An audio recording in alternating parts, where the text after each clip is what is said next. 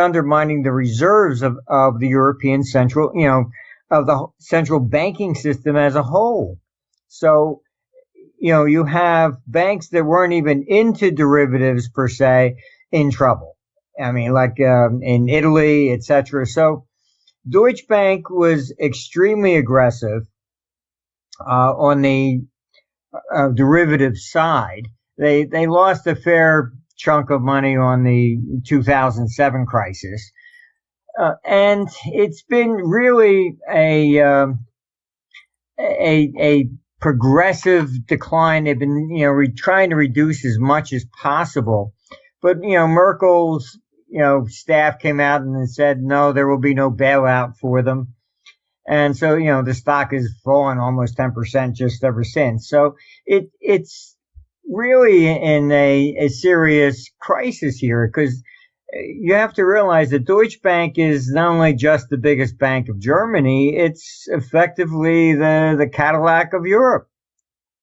So it's not looking good. The whole European situation it's just a real disaster. They came to us when they were creating the euro, and I told them flat out right back then. I mean, I've published it. It's over the web, that it would fail. I explained to them that you had to consolidate and create a federal debt. Otherwise, the euro could never compete with the dollar.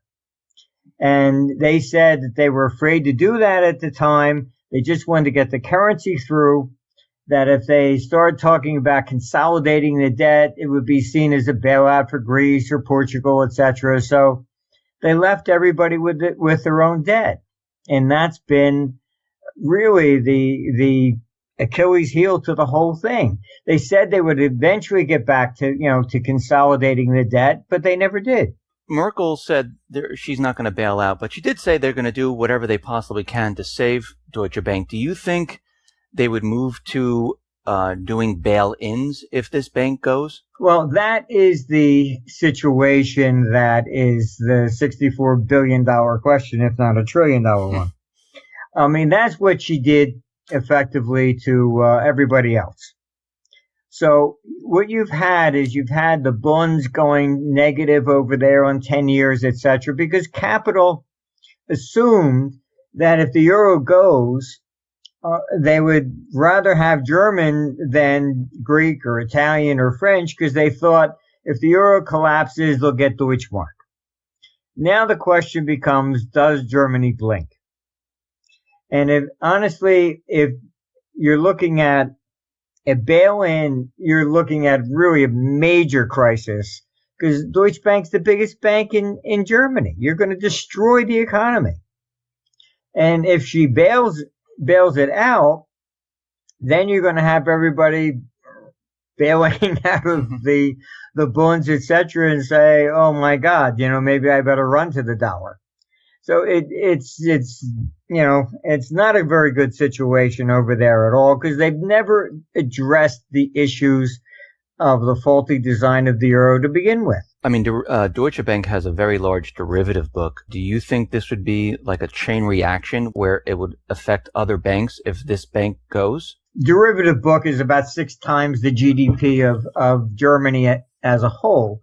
But, that's kind of like looking at the extreme side.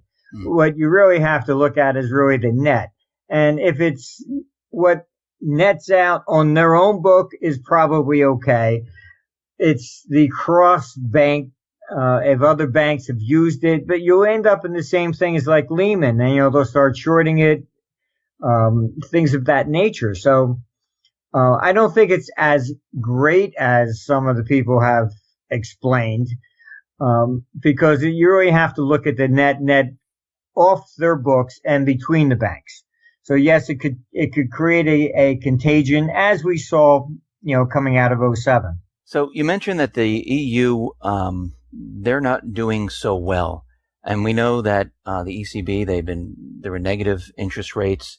They've been buying corporate bonds. I think they're looking to buy equities. what else can they do? I mean, none of this has really helped, has it? Has it really helped the European Union? Zero. I mean, this quantitative easing that everyone assumed, oh, if the Fed did it, oh, this is going to be hyperinflation, etc. It's just false dreams, because how do you get inflation? Inflation comes if the money's in the hands of the consumer. Mm-hmm. Fine, you bailed out the banks, but then look at what the banks did. They went to the Fed and they said, gee, we don't have anything to buy. You should pay us interest directly. Then they created excess reserves. Okay, fine. The Fed, monetized. Okay, but they have almost $3 trillion sitting there in excess reserves. So the money was never put into the system. If the banks had lent it to people, actually done something for the economy, that's one thing, but they didn't. They have hoarded money themselves. And so everything the Fed did really hasn't been a robust recovery. This is one of the shallowest recoveries ever since. And it's largely because of what the Fed did and what these central banks are doing. I wanted to move here to the United States. You wrote an article about a pension crisis, and many people are out there talking about there's a problem with pensions. They're underfunded. When you say there's a pension crisis, what do you actually mean? Most of your crisis is predominantly in the public sector. Mm-hmm. You have several states that have been lobbying. For example, California, Illinois, New York, and Texas were the leaders in behind the curtain lobbying effectively that what they want to do is seize all the private pensions, and then the state would manage that because they're broke on the public side. So it's always this Ponzi scheme. Obamacare. What was the real design of Obamacare? They were effectively going to fine any youth who didn't buy it. And they were looking at getting the youth to have to pay premiums for things they don't really need that would then offset the expenses for the other side. So it's always a Ponzi scheme that the government does. It's never an outright program per se. And that's why Obamacare has been failing, because first they put in a fine of $75. You said, well, $75 a year, okay, that's cheaper than $300 a month. Mm-hmm. But you just have these it's partly academics and partly people that are there running government have never worked in the private sector. They don't see it. They think all they have to do is write a law and you must do it. So as long as you're going to have people running governments like that and think their power is the pen, well, good luck. I mean, because the people do not necessarily do that. Does everybody drive 55 miles an hour down the road? No. Maybe, That's the answer. Yeah. Let me ask you, gold right now is 13 and change, and we see gold has moved up since December of 2015. And, people are out there and they're talking about gold going to, 5,000, 10,000, whatever the number is. What is your forecast on gold? Where do you believe it is heading? Longer term. All right. Not within a year or two, but you look out further, then the maximum we could possibly come up with on gold would be really $5,000. That's it.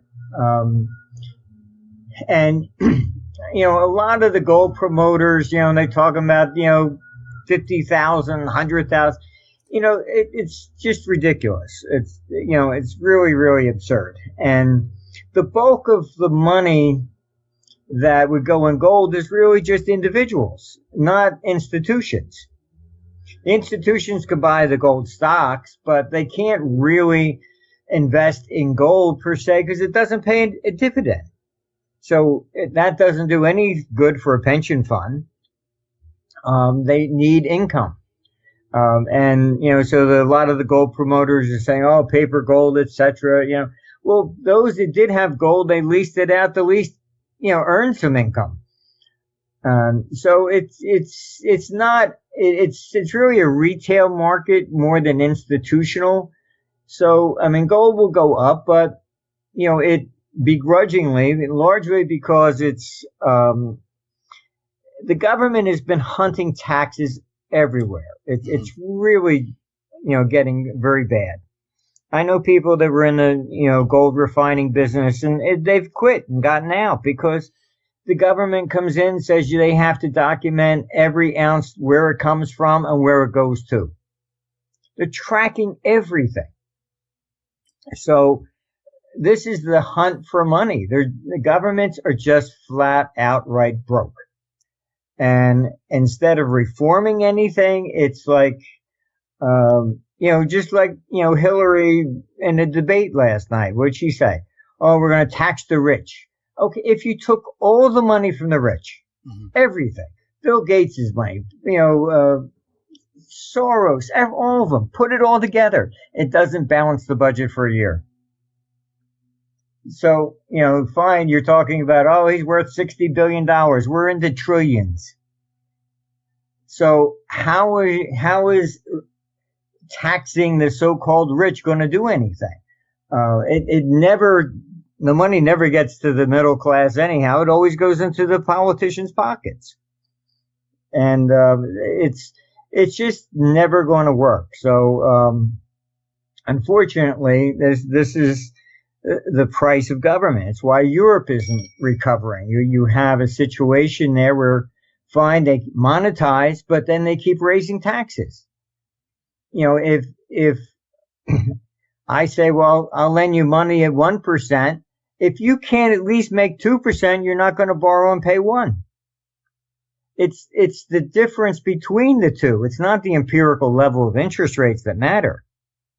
It's if you can make a profit.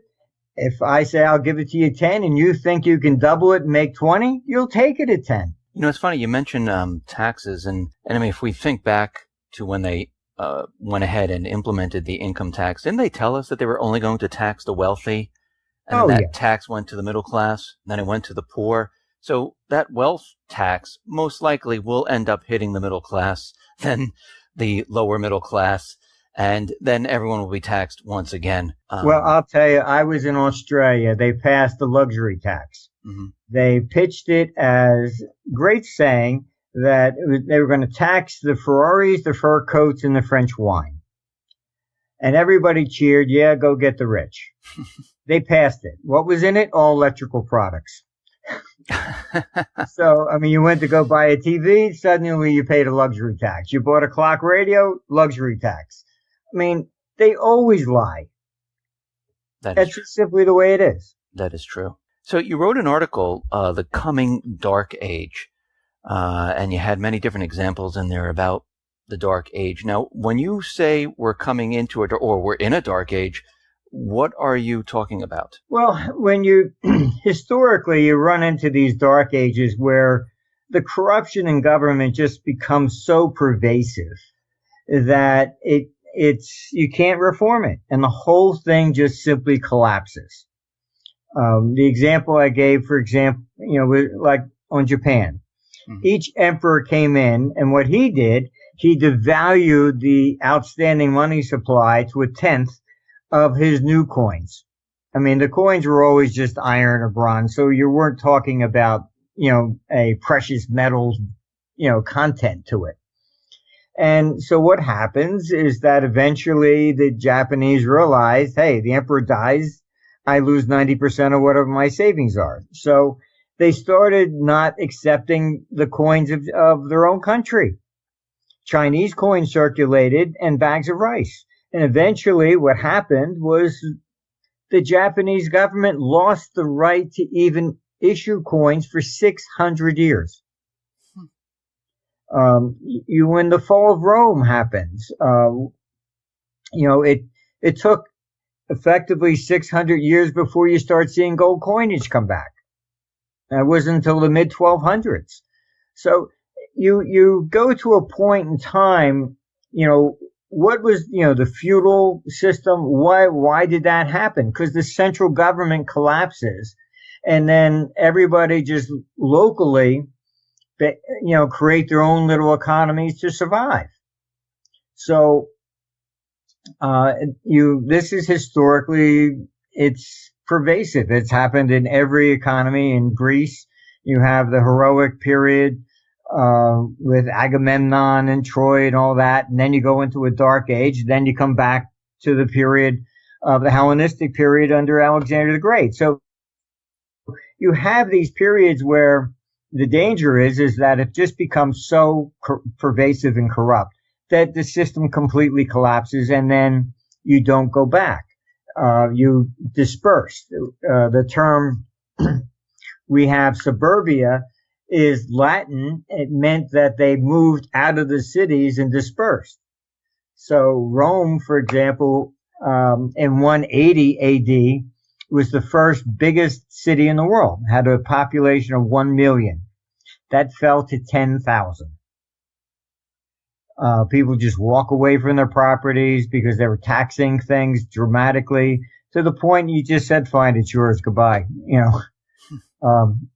and they leave. And this is what creates a dark age. You lose the central power, the central control, and people then migrate out, and it'd be like the United States, all 50 states breaking up. So do you think what we're entering a dark age, or are we in one? No, there's a risk of this happening by probably 2032 on the other side of that. And it's just that the system has become so corrupt. Why did the founding fathers say no direct taxation, no income tax whatsoever? We had none until 1913. All right. It's because, it's a difference between liberty, and basically just being an economic slave. Everything you do, everything you earn, all right, you have to report to the government. You cannot legally mail more than $25 in the United States. Oh, that's cash. That you can't put cash in a safety deposit box. Read the fine print. That's money laundering. You're hiding money from the government. And they have to know everything you do. If you found $10 on the ground, where'd you get it from?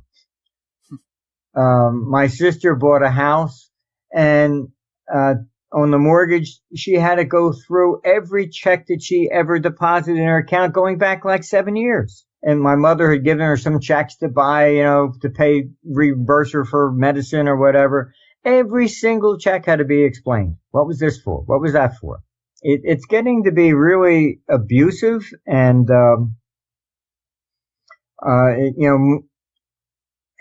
it's everywhere. If you're leaving Italy and it looks like you have too much, gold jewelry on, they take you off to the side and weigh it. I was in Brussels in meetings with the government there, and I hopped on the train to run over for a meeting in London. I was pretty much the only guy in a suit and tie. Everybody else was in jeans and sneaks. I just was running over to get to a hotel so I could get changed. I'm the one pulled over by the customs in London. I looked at him. I said, "What?" He says, "Yeah, you come here." I said, "What's the, I said," he says, "Where'd you buy your ticket?" I said, "I bought my ticket in Brussels." I said, "I'm American, all right." I had to show where I bought the ticket, because he was looking, did I really live in London as an American and was coming back and maybe with money? It's just nuts. You take a train from Zurich to Luxembourg, it goes through France. They stop the train, and the French have police. They come through looking through everybody's bags, looking for money. They confiscated $10 million worth of bonds from an Italian who was on a train trying to go to Switzerland. You can't have money anymore. If it's not declared, must be illegal somehow, and they're entitled to it. They don't have to prove anything anymore. Do you think this is happening because the system is breaking down and they're trying to get as much as they possibly can. I mean, the United States has FATCA, they have GATCA, and in the beginning of of us talking, you mentioned that they're trying to bring in more and more revenue. They're taxing everything. Do you think this is all part of the system breaking down, and they need to go after every single person just, I guess, to pay the interest on the debts? Yeah, I mean, if you just read Edward Gibbon's Decline and Fall of the Roman Empire, it's exactly the same thing. That's why history repeats. I mean, human nature doesn't change. That's why it repeats. All right. Politicians, from ancient times, they said there's a politician under every rock. That's it. They take your money and they spend it and they squander it. They never give anything really back of any substance. And they just lie like crazy. They're up for sale. I mean, it's amazing. Like, and the press tends to be right in bed with them. I mean, it was the Clinton administration that removed Glass-Steagall. It was the Clinton administration that put in mandatory minimums that, now like up to 40% of black males have been in prison. All right. The Clintons are the ones that made student loans non-dischargeable and gave that to the banks. I mean, yet they stand up and say they were for everybody, other than the bankers. It's just amazing. But I mean, and nobody calls them out on anything, but that's the way it is. So do you think, from everything that you've been looking at, are we heading for another crisis? Oh, yes. There's no question about that. We have, what is going to happen is effectively the markets are coiling. All right. Everybody keeps saying, the stock market's going to crash. All right. When the stock market crashes, usually the bond market goes up. Money's got to go someplace. It runs from the stocks, goes to the bonds. Are you really going to take the money and go to the bond market and say, here, government, you can keep 10% just to hold my money? I mean, we've reached the bubble in bond markets. This is it. And so the markets are coiling. You have probably the vast majority of these analysts saying, the stock market's going to crash, whatever. Retail participation's at historic lows. Mm-hmm. How are we going to get a crash like 87 or 2000 or 2007 if the retail public's not there? It's going to go up, not down. Because what will happen is when people finally realize this is really messed up and the danger is on the government side, not the private side, then you flip the other way around. You sell government bonds and you run into equities. Because, that is at least a place to park money. That's what the big money will do. And I had one guy say, you're wrong. S&P is at historic highs at 23. I said, really? In 2000, the dot-com bubble, the PE ratio reached 50. But you know what the historical high was? It was 120. When was that reached? 2009. So you're saying that there's going to be a bond collapse, not an equity collapse?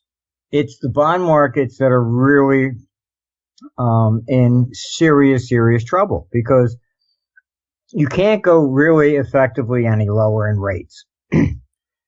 And the crisis this develops is that all the pension funds, particularly the public sector funds, are effectively really they're insolvent. It's really, they needed 8%, all right, to break even. They don't have the money. They cannot earn it. And then you take a lot of these countries, they mandatory make private pension funds and public pension funds invest in government bonds. Then you take the interest rates to negative. I mean, this is honestly, it's like the Three Stooges running the world economy. I mean, you just look at them and you shake your head. I mean, this is why Janet Yellen has inherited a real nightmare. So she keeps saying And people aren't paying attention to what she's saying. Mm-hmm. She said we have to normalize interest rates. Why is she saying that? Because she knows there's a massive default and pension funds on the horizon. And she keeps saying we have to raise interest rates. And everybody, oh my God, you can't raise interest rates. Everything will crash. If you don't get their interest rates up to normal levels, all the pension funds are going down. Social Security goes negative next year, and so is Medicaid. Social Security can only be invested in U.S. government bonds. They can't earn enough money to pay out what's owed. When the bond market comes down, like you're saying, how bad is this going to be for like the everyday person? You know, the guy work or the girl working on the street, having a job, having their pension. What's going to happen to those people? Like, what are they going to see? Is it going to be like 2008? It would be more like the Great Depression. That's the last time you had a massive sovereign debt default, because we're looking at government debt. I mean, they don't want to talk about that. That in the sovereign debt before that was in the 1840s. It was all the states that went bust. And in 1931, all of Europe basically went bust, except Britain went into a moratorium and they eventually came out of it. China went bust. South America went bust for the fourth time in a row. That's what made a Great Depression so great. You can take the stock market to 10 cents on the dollar. Mm-hmm. That's not going to create a Great Depression. Where is the vast majority of money invested? It's in bonds. So you destroy the bond market. Now you're talking about destroying capital formation. It's not the stock market. The stock market's the fluff, but it's the bond market where all this money resides. If you just took what's in excess reserves at the Fed and the corporate cash, all right, you're talking about $5 to $6 trillion of cash sitting just there. Okay. Can you imagine what the Dow Jones would do with $6 trillion? So, there's two sides to every coin. Sometimes it's the private sector that collapses. Other times it's the public sector. We're in, unfortunately, a side where it's the governments that are collapsing. They have promised the moon. They've done nothing. These people are incapable of any kind of fiscal management whatsoever. When the government collapses like this, like you're saying, and we have this problem like the Great Depression, people are going to lose jobs? Sure. I mean, it's, job growth is not great right now because taxes are too high. They keep raising taxes and taxes and taxes. And, fine, Hillary stands up and says, oh, we're going to tax the rich. But they never say who are the rich. The rich is defined by the tax code as $250,000 household income. We're not talking about billionaires and trillionaires here. That's basically good luck, starting a small business with $250K. So how long will this last, this collapse of government? I mean, it's not just going to be the United States. It's going to be worldwide. Yeah. I mean, it starts outside. It's never going to start from the center. The United States will be the last to fall. This is why the dollar has been so strong. It's why the central banks lately, China, etc., they've been selling U.S. government bonds at the request of the Fed, trying to keep the dollar down, but it doesn't stay down because you have all the Chinese rushing to get out of there. They don't trust their government. So they've taken over practically the West Coast, even, from Vancouver. They've been one of the biggest buyers, highest ticket buyers in real estate in the United States.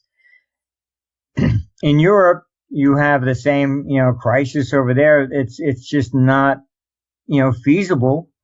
So the dollar is the only reservoir left. And I can tell you, as you know, I do consulting with a lot of governments. So I see I understand what's going on behind the curtain. I'm there. And I can tell you that there is a lot of people now talking in Washington that the dollar should not be the reserve currency. That they realize that What's happening here is that the Federal Reserve can't raise interest rates so easily because they have the IMF and everybody else saying, oh, please don't do that. You're going to bankrupt everybody else outside the United States. So the Fed has become the central bank of the world by default. So how do you get your power back to manage your own economy? The only way to do that is to get rid of the dollar as reserve currency. But that's not an easy task. It can't be simply declared, all right, you can't use your U.S. dollar as reserve currency. You just, that's it. I mean, you can't stand up and declare it. The IMF has been trying to sell the idea of the SDR, but that's not a currency. It's basically a basket of currencies. I mean, you've had these people saying, oh, well, China is going to become part of the SDR on October 1st, and the dollar is going to crash. The SDR is a basket of currencies. It's not an independent thing. So part of the SDR, the vast majority of it is the dollar. So you got the British pound in the SDR. I mean, these things, and the euro's in there. They said the same thing with the euro. That didn't have any effect. It's a place where you're going to park money. That's what a reserve currency is. Can all the pension funds honestly stand up and say, yeah, okay, fine, we're going to buy Chinese government debt? No. If you're not at that level of trust yet, and their court systems, etc., can you really defend your money? We're not there yet. Eventually, we'll get there, but you're talking about a couple more decades. When the dollar is no longer the reserve currency, what happens here in the United States?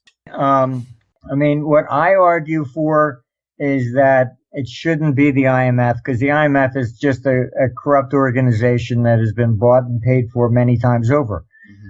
And I think a brand new agency should be started. And what becomes the reserve is effectively a basket of currencies. But if we eliminate taxes, the income tax, and just went to a consumption tax, it changes everything. I mean, we have all this argument about immigration, all the rest of the stuff, and fine. What is the problem? The problem is that only Americans, citizens, pay income tax. So you can have an equal amount of illegal aliens. They do not pay income tax.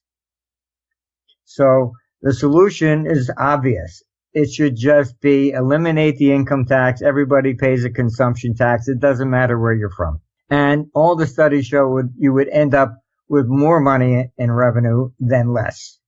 But you have people that just want to be able to punish somebody who earns more than they do. From everything that you've been looking at, when do you predict the bond market to come down? I mean, do you have a time frame when you think this is going to crash? It should start next year. I mean, we've been basically saying, look, we had 4 major elections, and this has been what we're saying. This is like a year from political hell. The first was Brit exit. The second one is the United States presidential elections. Then we have the French elections. Holland is below 10%. And then you have Merkel. And, Merkel's party's been coming in third now. Mm-hmm. So what you're looking at is by the time we get to the summer of next year, whatever you thought about the world, stability, politically, whatever, everything can be completely upside down. This is the uncertainty. This is why markets are coiling. They're not rallying. They're not declining. Nobody is like, who's on first? It's almost, I remember years ago trading, all right, fine, when Reagan was shot, his bullet was dipped in cyanide or whatever, rumors would get going. The markets went dead quiet when the Pope was shot. Everybody was calling like, well, what do you do when a Pope is shot? Nobody knew what to do. So the markets went completely flat. It's kind of like that. It's like, well, what do we do? I don't know. Is if Hillary's elected, are we just going to be nothing but immediate impeachment proceedings and all their emails then come out that they've been holding. Look, I mean, she took money from 7 foreign governments. I mean, does the Clinton Foundation end when she gets into the White House? Or is that just going to be a backdoor for more political payoffs? I mean, there is just such a quagmire of a mess that we have. Because honestly, who the heck really even wants to run for a head of a government anymore? People that I know that would be really qualified, nobody wants to touch it. They're going to get into, oh, well, you lied to your girlfriend when you were in high school, It's just ridiculous. It's completely ridiculous. So we have people that are not, what's Hillary's qualifications for an economy? Zero. Or Merkel or Holland. I mean, none of them have any economic background. Zero. Martin, I really appreciate you coming on the X22 Report Spotlight. Thank you very much. Once again, how can people see your work? They can go to our website, armstrongeconomics.com. Once again, I really appreciate you. Thank you for being on the Spotlight. Well, thank you for inviting me. Thank you.